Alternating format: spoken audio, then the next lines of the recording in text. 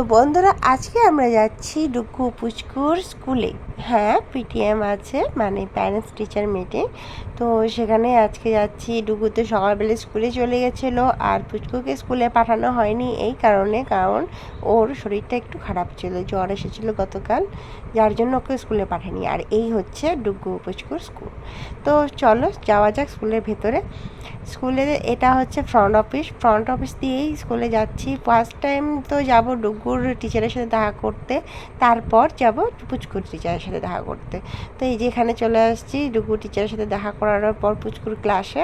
পুচকু এখানে বসে আছে, সব ছোট ছোট বাচ্চাদের ছোট ছোট বেঞ্চ আর ছোট ছোট সব কিছু। আর এখানে তোমাদের দাদাভাই দেখো সামনে বসে আছে, সিটে না কিন্তু, মানে চেয়ার টেবিল কিছুই পাইনি, কারণ এত ছোট ছোট বেঞ্চগুলো যে আমরা বসার তো দূরে কথা, পাগুলো ঢুকাতে পারছি না।